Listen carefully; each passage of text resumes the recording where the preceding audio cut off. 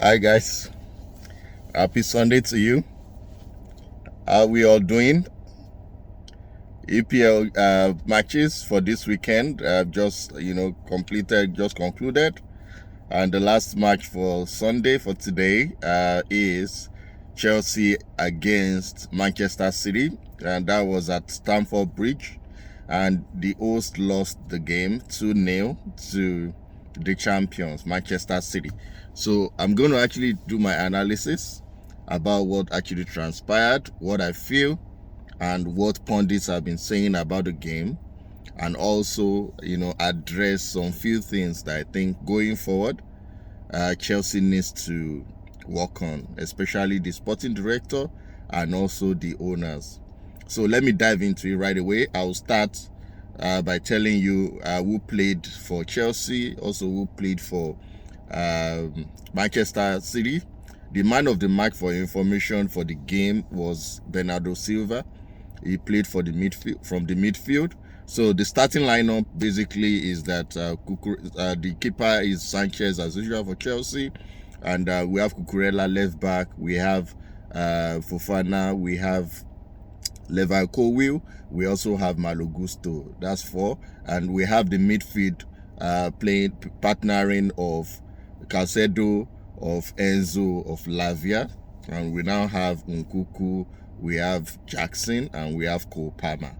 And for Manchester City, Rodri is not available. He didn't even make the bench. So we have Rico Lewis, we have Akanji, we have Ruben Diaz, and we also have the Guado, the Croatian.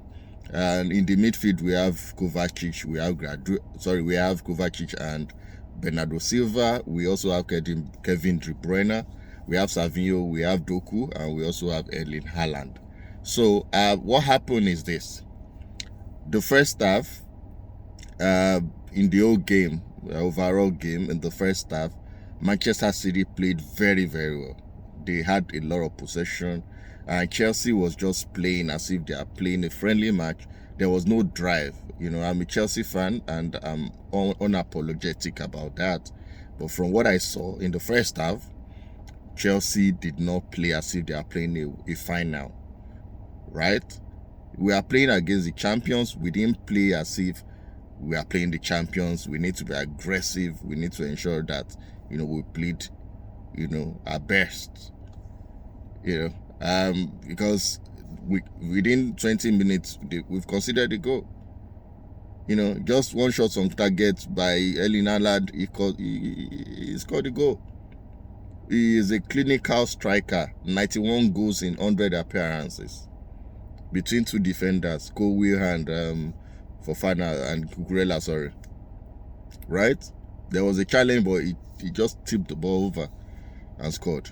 That's the confidence he has, that even if you're going to mark him or man him, he's going to deliver goals. And that's what's lacking in the Chelsea team. Our defense line, we are not ready. We are not even, there's no confidence. Fofana is back, fine, but I don't see him as a leader at the back. We miss the likes of Thiago Silva that has left. We need a leader. Look at Ruben Diaz, Akanji himself. We need a leader that can marshal that defense and say, you ain't going past me here. That will be strong, so that any striker can be as scared and be afraid of them. So those are the kind of defense line that we need, or center backs that we need. And we're not getting that now, right? Cucurella, as usual, he has found his form, his rhythm. In fact, in the world now, if I want to make top 3, he's one of the top 3 left back in the world right now. Cucurella played his heart out. He marked out Savinho. Sorry, Doku. He marked that Doku. Doku went to the other wing. Savinho came. Right? Unfortunately for Chelsea and Maresca, I don't know what's going on. He used Palmer as a right winger. So he was, and the way he used the guy didn't drift in. He did not drift in. So I was hoping that he's going to move Cole Palmer to play like as a number 10, because he would deliver more. Madueke was on the bench. He didn't use it all through. So I don't know why Madueke didn't play. You know, he knows what he has seen in the football pitch, training pitch. But I think Madueke should play more from that right wing. Cole Palmer should now play the number 10. Our striker was so woeful, wasteful as usual. It's like we are just continuing from where we stopped last season. Jackson, I mean.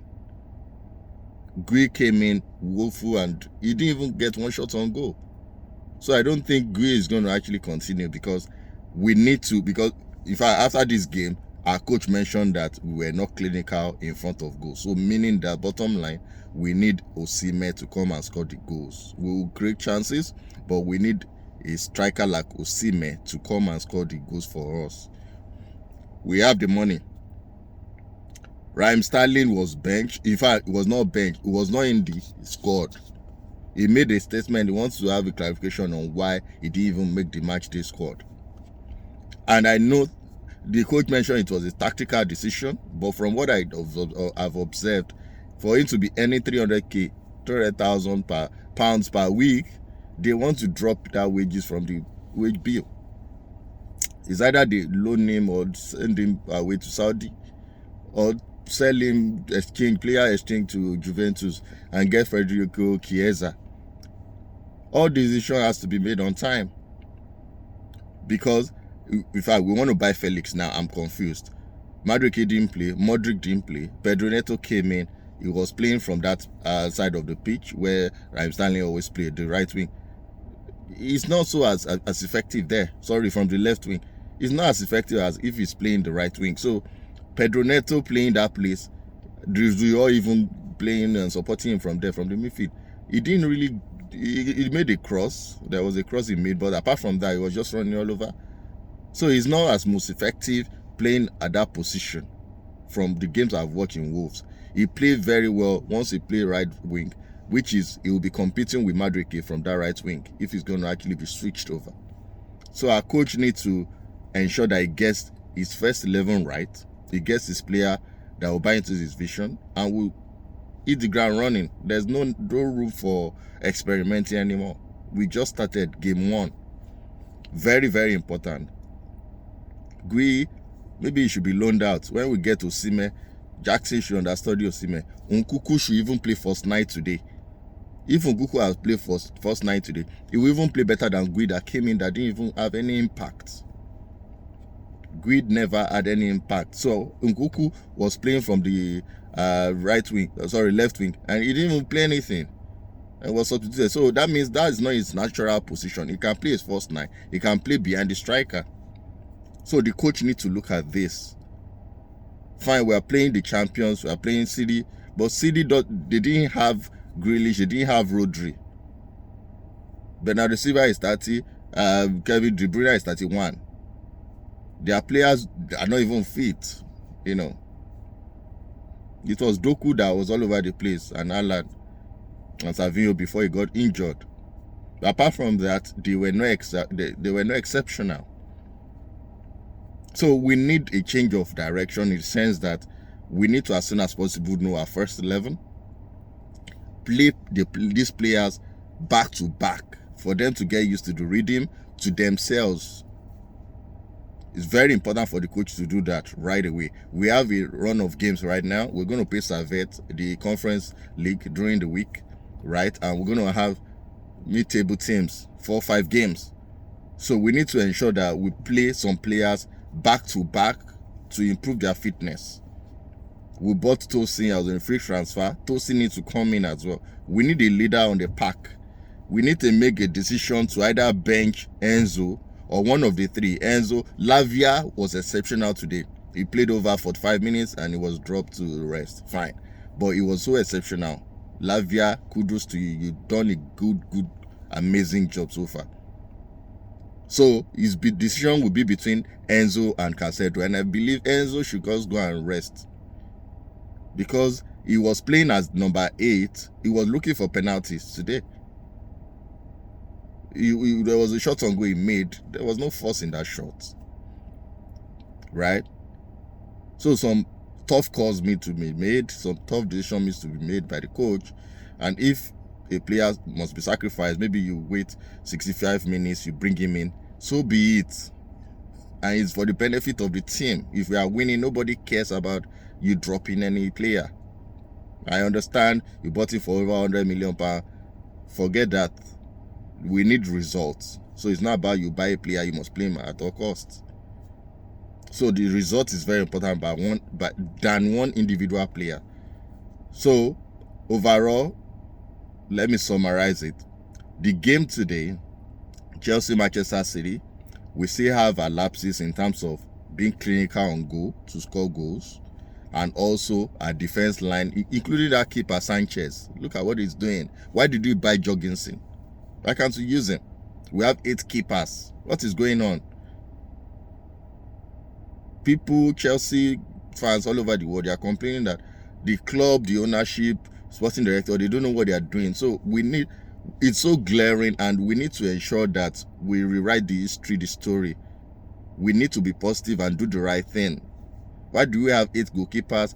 You buy a new goalkeeper, Jorgensen, you're still using the old person, Sanchez, and he made mistakes.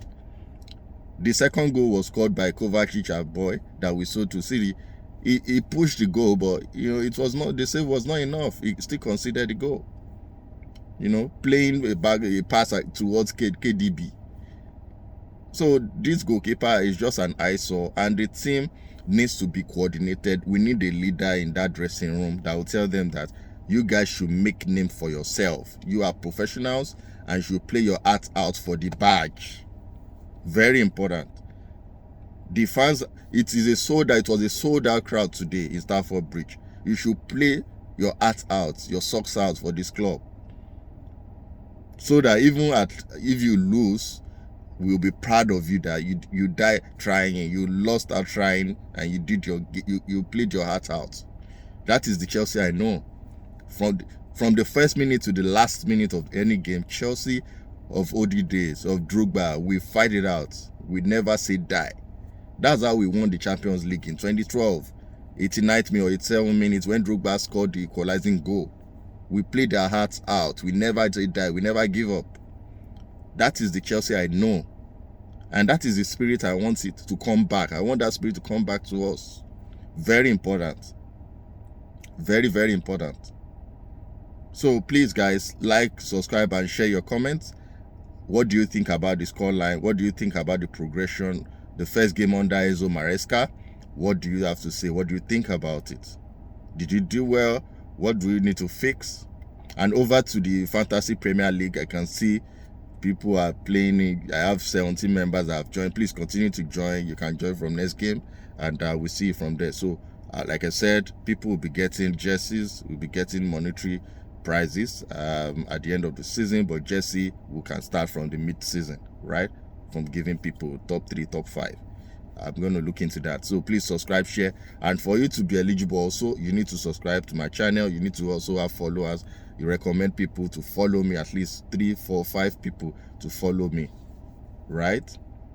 Because all these things will be vetted, and before we now shoot it out for give you the gifts. But overall, I still have hope in my club.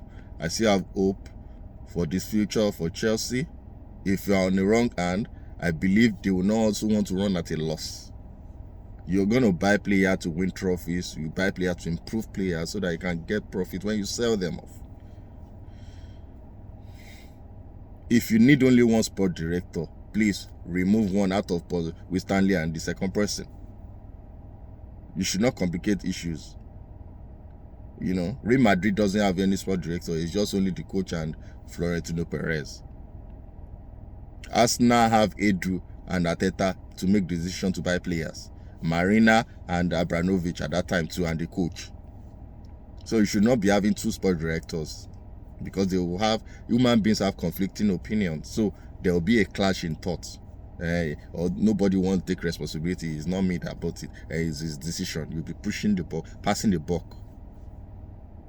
So if you want a sport director, just have one person that will be, responsible.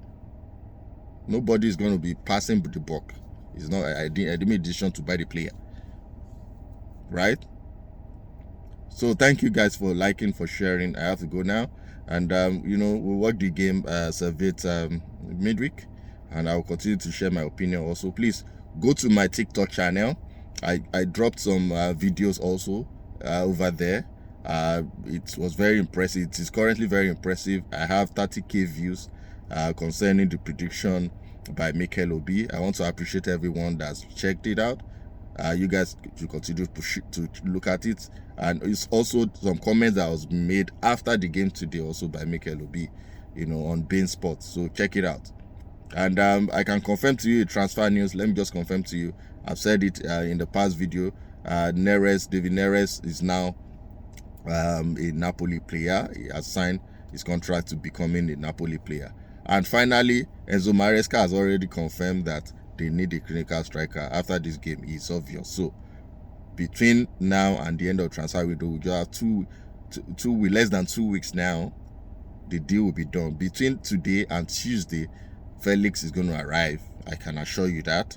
But Osimhen is going to come.